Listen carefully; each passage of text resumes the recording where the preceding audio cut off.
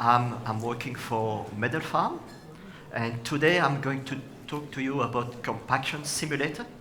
And what I'm going to try to, the message I'm going to give to you is, how could you accelerate your tablet formulation? Or can we support the scale-up? And also, how can we solve some of the issues you may have in production? Just for information, my background, I'm a pharmacist, I'm a formulator by training. First, I'm going to give you just a quick introduction about MEDELPHARM, the company I'm working for. MEDELPHARM is a French company based in Lyon in France, and we are really the leader in developing and building compaction simulators. We do everything. We build the machine, we develop the software, and we manufacture the machine. Compaction simulators are on the market for more than 15 years now. We have more than 240 compaction simulators on a global basis.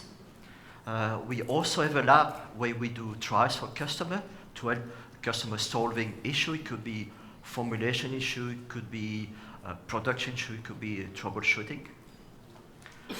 And we are working with Koch. Koch is our exclusive distributor on a global level.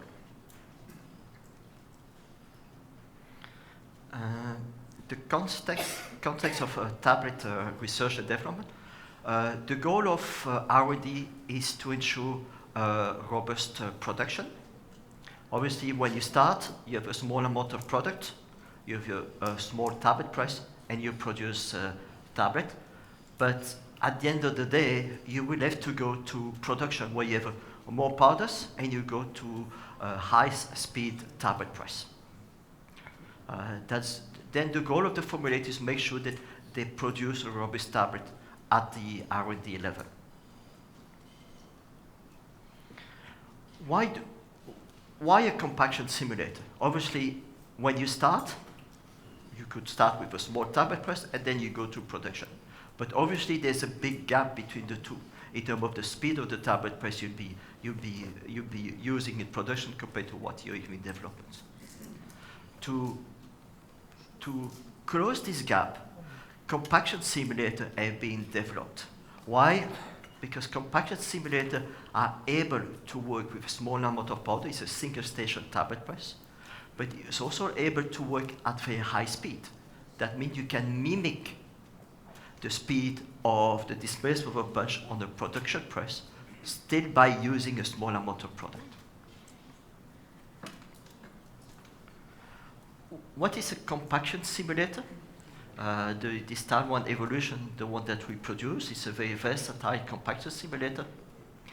Really, it really allows you to do R&D at the production speed. I think that's the key thing. It really allows you to do all your development with the speed you'll be using in production. Our equipment is also kind of very flexible in the sense that you produce single-layer tablet, but you can also produce multi-layer tablet or tab with the same equipment. And obviously, the tablet press, the style one, is fully instrumented in terms of force, but also displacement, and I will explain you why is it important. What is a compaction simulator? A compaction simulator is a single station tablet press that moves the punch like this. Move the punch to try to mimic a rotary tablet press, but this could actually be done at a very high speed. And that's really the goal of it, that you really mimic what's happened on a production level.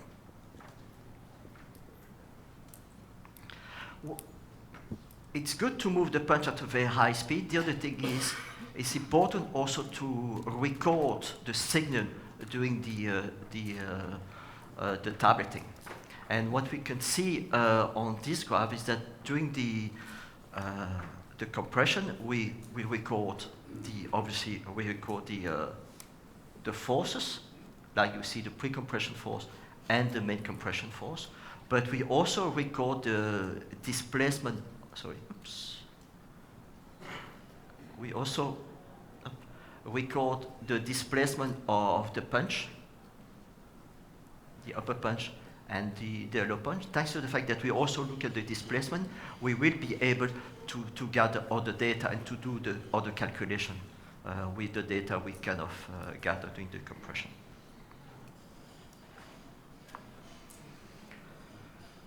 Obviously, because we are able to measure the force and the displacement, we are able then to actually draw some different graphs. And for example, one of the graphs we are able to do is to actually measure the different energy during the compression. For example, we are able to measure the rearrangement energy, or the most important energy we are measuring would be the plastic energy and the elastic energy.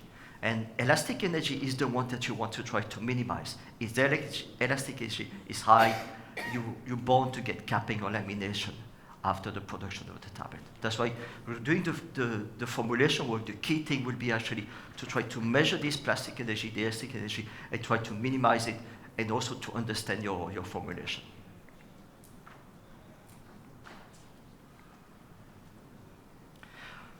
We also have it, part of this, this compaction simulator, we also have different kind of sensor that could be used to actually fingerprint your API or your excipient on your formulation. Because at the end of the day, when you do development work, the key thing is not only to measure one parameter, but to measure different parameters and to be able to fingerprint your formulation. And the way to fingerprint your formulation is to be able to measure different signals during your work. One of the things we can measure, for example, is the radial diode pressure. Means that when you compact the powder, you can measure the force. But also there is also force exerted on the side of the die. And this force typically is not measured, but this force is also important. Because if you have a high radial diode pressure, what means that you're going to force exert on the die, and then there will be stress on the tablet. And if there's stress on the tablet, it could lead to a defect on the tablet. That's why it's important at the R&D level already to measure this kind of signal. Like I said, we can also measure the energy during the compression, the plastic and the elastic energy. One other thing you can also measure is the elastic recovery. When you compress the tablet, inside of the die, the tablet has got a certain thickness. After ejection, the tablet will be relaxing, and then you will see a change in the dimension of the tablet.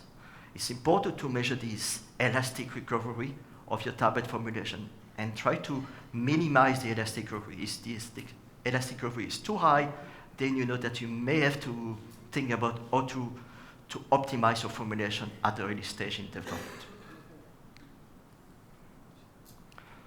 Other things can be measured, like for example the mean yield pressure, which is helping you to determine if your material is more deformed plastically, if deformed more elastically, or if, for example, you have some kind of brittle fragmentation. Why is it important?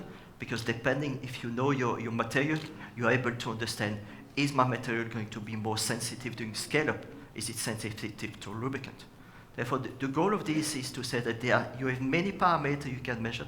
It's important to get all of them to try to understand what kind of problem could be happening further down the line when you move to production.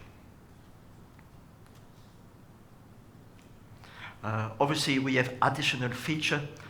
We say we can do multi-layer. We can, like David said, we can mimic roller compaction at early stage with very low amount of product with less than 100 grams. We can look at feasibility of roller compaction. We have, for example, external lubrication capability. This is just, for example, to look at is external lubrication feasible or not, and what will be the advantages of that. And then we have other kind of things that we have it. One thing I'd like also to add is that we also now develop containment solution for the compaction simulator, where we can go up to, we have dry containment and wet containment, where we can go to OEB3, OEB5 level, because we see more and more that In the past, people were using Compaction Simulator, but we thought containment. Now I know more and more people are asking for containment, because at the R&D level, when you use new API, you never know the toxicity, then you have to be really careful about it and protect the operator and the scientist. That was just a slight introduction, a small introduction about the Compaction Simulator, but the main part of my presentation would be more to talk about some case study of things that we have been doing in the lab or things we have been doing with customers. But before going there, I think I'd like to introduce a little bit how do we actually mimic a rotary tablet press. Like you already saw this slide, the Compaction Simulator is a single station tablet press that moves the punch and are designed to match the displacement profile of a high-speed tablet press. You can ask, how do we do that? How do we actually mimic a rotary tablet press? The working principle is that for simulation of a rotary tablet press, we need to know all the parameters of the tablet press. Basically, we need to know the roll diameters, we need to know the size of your turret, we need to know the distance between the pre-compression and the main compression, we need to know the ejection ramp. By knowing all those parameters, we are able to build a profile for a specific tablet press. And therefore, what we have developed like more than 200 profiles of a rotary tablet press. Therefore, when you want to do your development work, you have your partner, and you're actually selecting the tablet press you want to use in production at the speed you will be using in production. Then really the goal of this Compaction Simulator is really to help you to save time during your development process, because you're already working at a very high speed, and you actually decreasing the amount of problem you can get during scale-up. It doesn't mean that all the problem of scale-up will be eliminated, but you actually decrease them or eliminate some of them, or already at the development stage. And the other thing is that if at the development stage working high speed, you see that you have problem of capping or low hardness, in that case what you'll be able to do is to maybe relook at your formulation and optimize your formulation early at the R&D stage before you spend a lot of time and money by going to production with high amount of product. Just skip this because I already showed that to you. Now I'm going to show you a couple of case studies that have been done either by us in the lab or by some customers. The first case study is we actually look at two different formulations. One was basically dicalcium phosphate, which is typically known as fragmenting material. And the other formulation was a formulation where based on starch, MCC, which is therefore this formulation was well known to be more kind of more elastic. And in this case, what we did, we did the work on the Compaction Simulator, and then we did the same work on a real rotary tablet press. And in both examples, which are interesting examples because they are totally different material, we could really see that there's a good fit between the result we find on the start one and the result we find on the production press. Does it really mean that the scalability of the simulator can really be shown there? That we can really mimic what's happened on the production level. The other example is actually an example where this is actually coming from one of our customers that have developed a tri-layer tablet. The API is in the first layer, and the API 2 is in the second layer, and in the middle you have a neutral layer. In this case, the development work was done on the start one, and after that they actually moved to production or on the production press. And in this case, we look at the dissolution profile, and since you clearly see that the release profile of both APIs are the same between the work that was done on development and the work done on production. And this is again a good way to see that not only the hardness of the tablet was the same, but also the dissolution of the product was similar between R&D and production. This is really what you are aiming at. Now, if we go to more like looking at troubleshooting and how do you actually overcome problem, and the typical problem would be capping. This is a problem that all the formulators are faced on a regular basis. How do you define capping? Because there are difference between capping and lamination. In this case, we were talking about capping. Capping is defined as a tablet cup failure. Basically, the cup of the tablet is actually going off. When you look at capping, there are different possible causes of capping. It could be weak tablet, could be kind of excessive elastic recovery, could be air entrapment. There are many causes of capping. When we did the work, we actually look at the tablet harness in function of the compression force. And in this case, what you clearly see that when you start to increase the force, the harness is increasing until you get to a certain point where you start to see that the harness is plateauing. And in that case, it's clearly seen that you can get capping. This experiment was done with no pre-compression. Obviously, when you want to solve capping issue when you're in production, one of the things you could do is actually to add pre-compression. And this example, what we did was we had problem with no pre-compression. By just adding 10% of pre-compression, in this case, you clearly see that you can increase hardness of your tablet and eliminate the problem of capping. In this example, we also work at at low speed with pre-compression and high speed with pre-compression. And in this case, you see that even if you go to at high speed, you have no problem of capping, and you still keep kind of high hardness of your tablet. The other thing we did during this experiment was also to actually change the upper patch penetration or the insertion depth. And we actually changed the insertion depth. And in this case, what you see by changing the insertion depth, we saw that actually the tablet was capping and the hardness was reduced. Why is that? Because if you change the insertion depth of the tablet and you go more deep inside the tablet, you have less time for the aeration, and then more air is in the tablet, and you create more capping and lamination.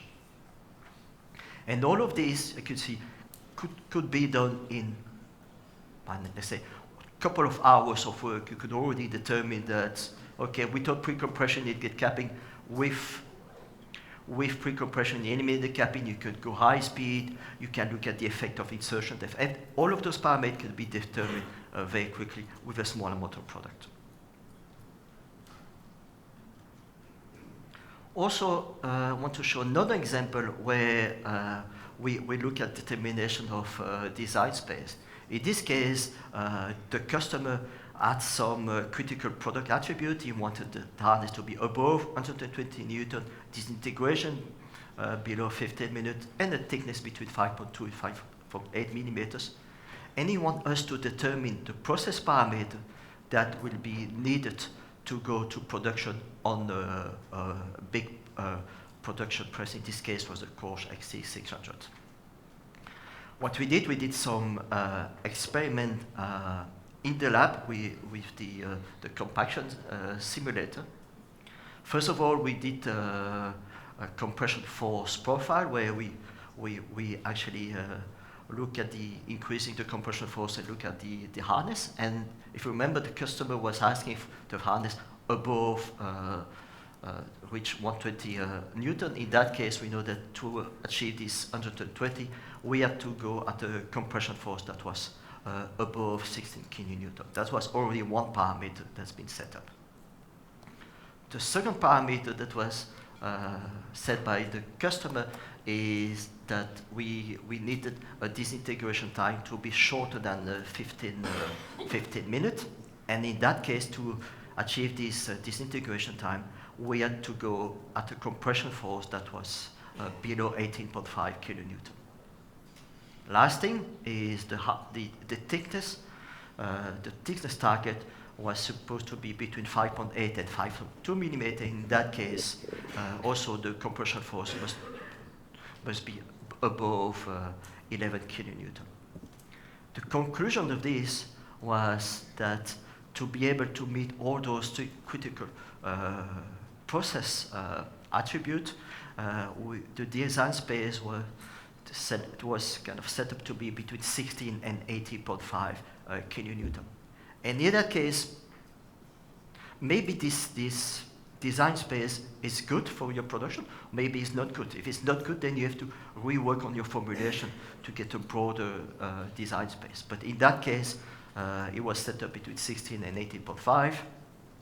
And when the customer actually scaled up to the production press, they were able to achieve all these this critical product attribute with the parameter that we define by on the style one.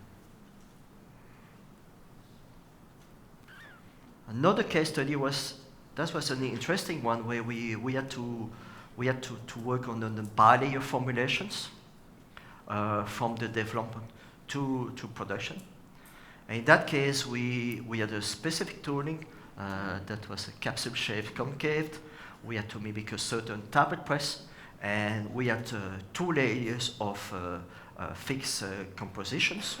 We started the work on the style one, but very quickly we realized that we were not achieving the hardness we wanted. And another issue, that capping was observed on the second layer. Even though we were trying to change a lot of the conditions, the process conditions, we were not able to actually suppress the capping issue on the second layer. Then the decision that was taken in the lab, and it would be the same decision that you could take in your lab, would be to actually reformulate the product. What we did is, we knew that the key problem was the composition of the second layer, because we were seeing a capping issue. Therefore, what we did, we obviously add some MCC. MCC is well known to be a plastic deforming material with high compressibility. And by just changing that, the outcome was we were able to achieve a tablet hardness of 120 Newton, which was sufficient. No tablet, no capping could be observed even after tablet hardness test. We got low friability, and we got a disintegration time of 80 seconds, and 120 for the second layer. Therefore, because we were satisfied that we can meet all the targeted, we got all the process parameters on the compaction simulator, and then we were able to actually move to the production press with the same formulation, using more or less the same parameters. And at the end of the day, I don't know if it's going to work, but then the conclusion of this study, that we actually obtained similar result in terms of the disintegration, the friability. Style 1 Evo is a tool to formulate robust bilayer formulation, and critical process parameter can be evaluated. And we could also use the same parameter to do the scale-up. That's really where the interest of simulator is. Really, you can actually set up your parameter and really save a lot of time. And the last case study I want to show you is actually a case study that was not coming from us. It was coming from one of our customers, Sky Pharma, when they used a compaction simulator to do some quality by design work. And they used this at a different stage in the development. And the first example would be to show you at the early stage of the process, and also doing scale-up. And this example is really showing that they really compared the time and the amount of product they've been using in development. And they really look at different things, for example, the tooling, assembly, setting of the compression, the production, the disassembling.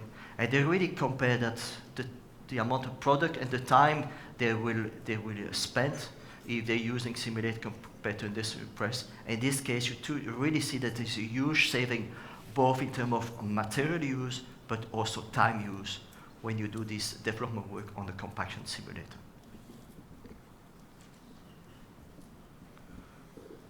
And the conclusion was huge saving in terms of material, huge saving in terms of time. It is really what we all look at, is saving time and saving also money in terms of the development work. The second example was also the same work has been done when they did the scale-up and look at their work on quality by design. And in this case, they had to do a quality by design where they had like 11 essays in the DOE matrix. And again, they basically showed that they could save up to 70% of the time and material by using the compaction simulator before they actually moved to production. The idea was really to set the process parameter for the production press. As a conclusion of this, I think that the style one, the compaction simulator, is really there to understand your product, to characterize your product.